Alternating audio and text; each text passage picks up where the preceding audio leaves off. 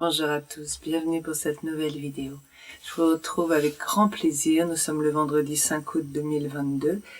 J'ai mis du temps avant de tourner et je mets du temps avant de vous offrir la méditation pour recevoir, dont je vais vous parler dans quelques instants, avant de commencer la vidéo à proprement parler, parce que la lune, la nouvelle lune, la lune noire, a été très compliquée pour moi, très secouante, que les nuits ont été courtes et de mauvaise qualité, donc je suis quand même bien fatiguée, pas centrée suffisamment pour pouvoir produire quelque chose qui parle à votre âme, tout simplement.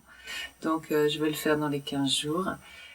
Cela dit, pour pouvoir préparer cette vidéo, je mettrai cet avertissement par écrit au début de la vidéo de la méditation pour recevoir, mais je vous invite à commencer à y réfléchir. Dans cette méditation, je ne sais pas encore si vous aurez 2 ou 3 affirmations. Peut-être on va rester sur 2 pour pas que ce soit trop long, parce qu'elle fera quand même au moins 3/4 d'heure cette méditation. L'idée pour vous et votre travail de préparation consiste à isoler 2 phrases, 2 concepts, 2 choses que vous voulez recevoir. Je vous invite à y réfléchir suffisamment profondément pour clarifier ce que vous recherchez réellement. Et peut-être que cette vidéo que je vais faire aujourd'hui va vous aider sur ce chemin-là. En tout cas, je l'espère. Donc, je voudrais vous parler aujourd'hui de l'avoir. Tout est lié. C'est décousu, mais tout est lié. Dans le paquet de croyances qui m'est arrivé ces derniers temps, je suis tombée sur cette notion et je me suis mise à la creuser. Et je voudrais vous partager mon ressenti, mais surtout, j'ai un service à vous demander. Oui, un service. C'est comme ça que je l'entends.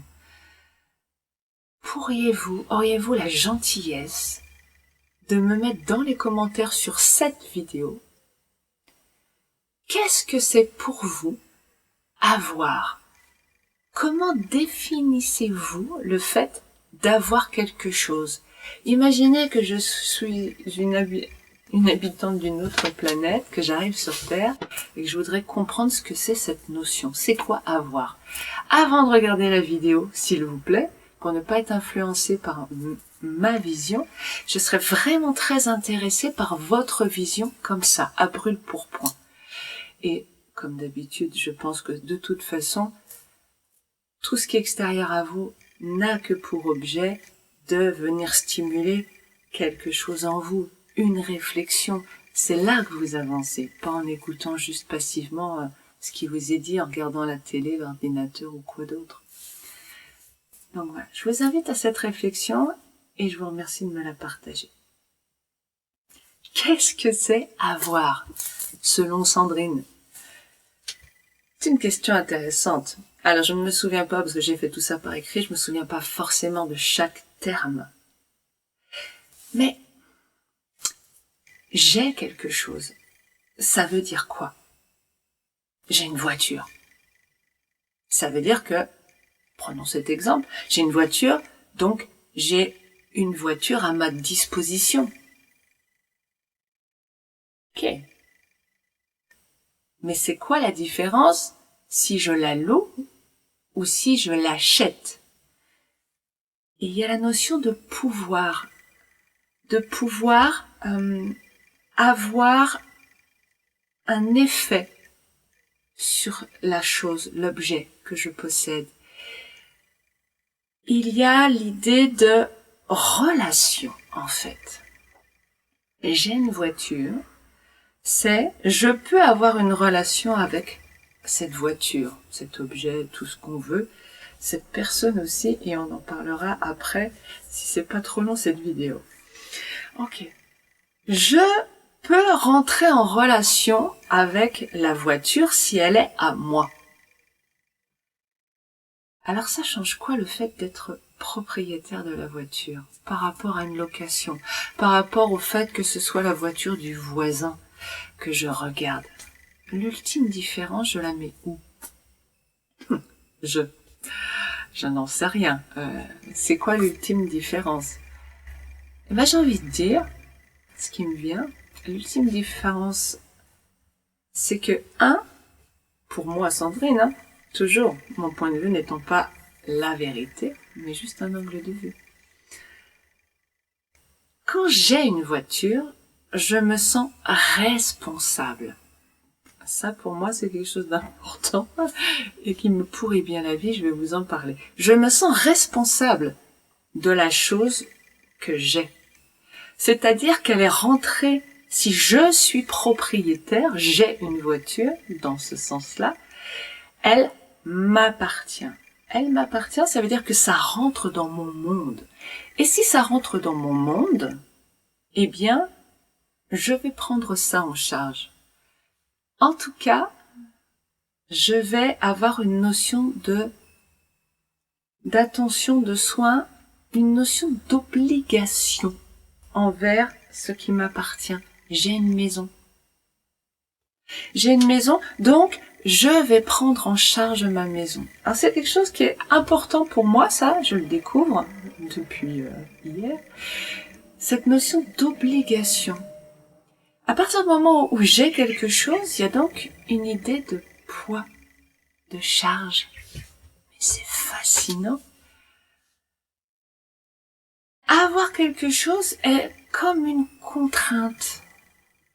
Pas consciemment, mais inconsciemment. Et la notion d'obligation rentre. Je me sens obligée de prendre soin. Et donc, il y a de la lourdeur qui arrive. Et donc, mon attention n'est plus autant ici parce que j'ai des choses. Et je découvre qu'à partir du moment où j'ai quelque chose qui rentre dans mon monde, c'est-à-dire que j'ai l'impression de posséder, en fait, cette impression de posséder revient à être possédé par un objet. Énorme. L'aliénation. L'aliénation, alien, c'est l'étranger. C'est donc le fait que quelque chose d'étranger à moi prenne du pouvoir sur moi. Mais attends, c'est fou ce que je dis, parce que là où je crois que je possède quelque chose, en réalité, c'est cette chose qui, quelque part, me possède.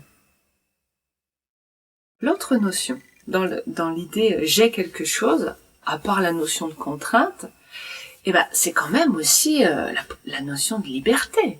Je peux faire ce que je veux avec cette chose. C'est ce que je vois comme différence entre c'est la voiture que m'a prêtée ma mère et c'est ma voiture. Quand c'est ma voiture, j'ai plus de liberté. Je m'autorise davantage de choses. de choses. La liberté, c'est pas quelque chose qui se touche. C'est pas quelque chose qu'on peut mesurer, goûter. C'est un concept mental. Dans mon champ d'expérimentation, puisque je suis sur Terre, je me suis incarnée pour expérimenter la matière, vivre des expériences. Je vais m'autoriser à vivre davantage d'expériences quand les choses m'appartiennent. Mais ça vient d'où? Cette autorisation, elle n'est pas matérielle. Se pourrait-il qu'en réalité, ce soit purement culturel ou purement plutôt le résultat d'un conditionnement? Je m'autorise ou pas des choses. C'est comme un mode d'emploi sur mes rapports au monde. Il est fort possible,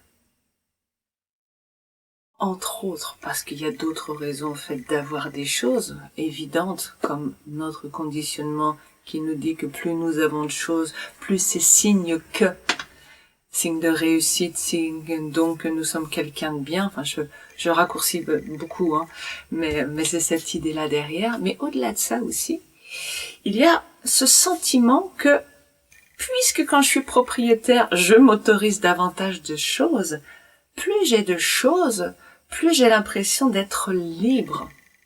Ce qui est hallucinant. puisqu'il y a le corollaire, alors je ne sais pas pour vous, mais pour moi, il y a ce corollaire de contrainte, obligation, attention, charge. Donc, à la fois, je me sens libre dans un univers ouvert de possibilités, et à la fois, je me sens alourdie par une injonction contraire, qui est la lourdeur, et donc, il y a quelque chose de totalement disharmonieux là-dedans, dans ce fonctionnement. J'ai constaté que là où il y avait disharmonie, là où il y avait injonction contraire, en tout cas, cette notion de je ne sais pas, je suis déchirée entre deux pôles, je ne sais pas comment faire, c'est que souvent nous sommes entre ce qui est du ressort de mon être intérieur et ce qui est du ressort de mon conditionnement. Mon être intérieur, qu'est-ce qu'il me dit par rapport à l'avoir? Il me dit, les choses sont là. Elles ne sont ni utiles, ni nécessaires. Ah non, attends. Je fais comme d'habitude les questions et les réponses, hein, je vous imagine. Attends, tu dis que les choses ne sont pas utiles. Et c'est quand même super utile, une voiture. Les choses ne sont pas utiles, elles sont utiles. C'est une étiquette que mon mental pose, bing, sur la voiture. Je colle un gros autocollant utile sur la voiture. La voiture, elle est, c'est une chose. C'est la réalité. Maintenant, moi, la façon dont je regarde cette voiture, quand je pense qu'elle est utile, qu'est-ce que ça veut dire? Ça veut dire que je pense qu'elle peut, potentialité, m'apporter quelque chose. Et à partir de là, je suis contente. J'ai l'impression d'avoir du pouvoir. J'ai l'impression d'avoir de la liberté. Autrement dit, quand je mets cette étiquette d'utile, je nourris un sentiment intérieur. Avoir me permet d'être. Avoir me permet un sentiment intérieur. Et c'est une aberration. Parce qu'en réalité, je le redis, ce n'est pas dans ce sens-là que ça marche. Ce n'est pas de l'extérieur vers l'intérieur. Ce n'est pas ce que je vis autour de moi qui transforme ça. Je vais vous parler d'argent. Oh, cool. Enfin des questions intéressantes.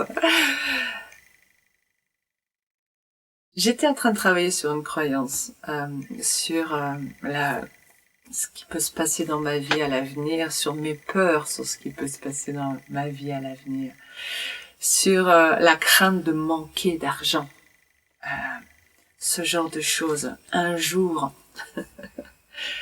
Et en fait, l'argent n'est pas quelque chose à l'extérieur qui va me donner un sentiment intérieur de bien-être, de joie. En fait, l'argent, ça c'est encore une autre façon de le voir, est juste la matérialisation de mon autorisation à avoir. C'est valable pour toutes les choses autour de vous. Ce que je suis en train de vous dire, c'est que toutes les choses matérielles qui vous entourent sont la cristallisation, la matérialisation d'une liberté, d'une autorisation intérieure que vous avez sur le monde. Comment je peux vous le dire autrement? Si je considère que c'est mal d'être riche, si je considère que je suis une petite personne, que je suis pas intéressante, ça c'est une vidéo qui va venir, je pense que je vais tourner après, même si je vous la mets pas tout de suite la semaine prochaine, mais je vais m'occuper de ça après. Même si je considère que je suis quelqu'un de pas intéressant, qui n'a pas de valeur, si j'ai tracé ça sur un tableau blanc en équation mathématique, pas de valeur égale, est-ce que c'est égal à recevoir plein de choses? Est-ce que c'est égal à avoir plein de choses? Non. Non, parce que dans notre conditionnement, bien égale récompense. Donc si je ne suis pas parfaitement bien, et quand je dis parfaitement bien, c'est bien et parfaite aussi dans notre conditionnement, notre conception des choses, dans notre endoctrinement, je ne peux pas recevoir tout. Bien égale récompense, égale à recevoir, il n'y a pas de limite. Moi, je suis pas quelqu'un de bien, vous non plus, personne ne l'est, au regard de notre endoctrinement. Donc je ne peux pas tout recevoir. Si je considère, et parfois ça nous arrive de réussir quelque chose, de recevoir des retours extérieurs, je parle bien dans notre conditionnement, qui nous font croire qu'à un moment donné, oui, là c'est bien. À ce moment-là, eh ben, je m'aperçois, en tout cas pour ce qui me concerne, que je m'autorise à acheter des choses, à me donner des choses matérielles. Évidemment, je me donne l'ouverture de mon chakra du cœur quand je suis conditionnée, purement conditionnée. À ce moment-là, je me sens bien. Mais pas par l'amour de l'autre, hein, pas par les récompenses, pas par l'extérieur, juste par l'ouverture du chakra. Bon. Mais cela passe aussi, puisque je suis purement conditionnée, par des choses matérielles. La méditation pour recevoir. Rien ne vous empêche de vouloir recevoir des choses matérielles. Nous en avons besoin dans cette société. Nous en avons besoin, oui et non. C'est pas désagréable de vivre dans le confort avec une grande et belle maison plutôt que vivre comme SDF sous une toile de tente, quand tout va bien. Donc, le confort et les choses matérielles ne sont pas à mépriser. Elles sont bien agréables. Maintenant, elles sont en réalité la manifestation des autorisations que nous nous donnons d'être, d'exister, d'expérimenter. Cette idée, je n'ai pas grand-chose, j'aimerais avoir plus. Je vous invite à le tourner en j'aimerais être plus libre. En fond, je crois que l'idée de cette vidéo, c'est de vous montrer, maladroitement, de vous montrer le lien qui existe entre l'être et l'avoir, mais au sens où l'avoir est le miroir de l'être. Contente de l'avoir sorti comme ça, c'est tellement vrai, tellement beau. L'avoir est le miroir de l'être, de ma liberté intérieure. Nos avoirs sont aussi le reflet de notre évolution intérieure. Il y a des choses que je jugeais nécessaires, que j'achetais, que voilà, des choses qui étaient importantes pour moi il y a 20 ans, qui n'existent plus dans mon monde à l'heure actuelle. Parce que elles traduisent ce qui est important pour moi à l'heure actuelle, mes préoccupations. Tout n'est que matérialisation, soyez-en bien conscients. Regardez un peu autour de vous. Alors il y a eu ce test sur votre maison, on pourrait faire un test sur les choses. Qu'est-ce qu'elles racontent de vous, toutes ces choses? Dans leur quantité, dans leur qualité, Il y a des gens qui n'achètent ou qui ne prennent qui ne veulent que du haut de gamme. Pourquoi? Parce que c'est beau? Pour faire râler le voisin? Pour les regards admiratifs? Pour se sentir valorisé? Jamais de bonne réponse, hein. C'est toujours qu'est-ce que ça m'apprend sur moi-même, sur mon chemin de vie. Il y a des gens qui s'autorisent que les petits trucs en solde, pas cher. Ça me parle bien, ça. Les trucs où on est content parce qu'on l'a pas payé cher, c'était en promo. La chose en soi a pas forcément d'importance, mais c'était une promo. Qu'est-ce que j'ai connu ça dans ma famille?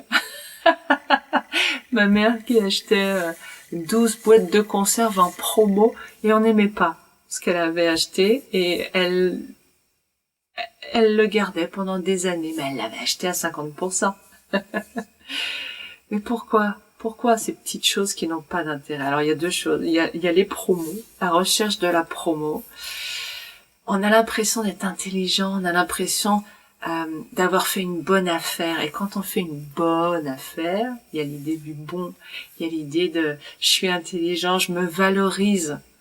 Donc c'est une forme de valorisation, c'est une forme aussi, ça réveille un peu notre instinct de chasseur quelque part.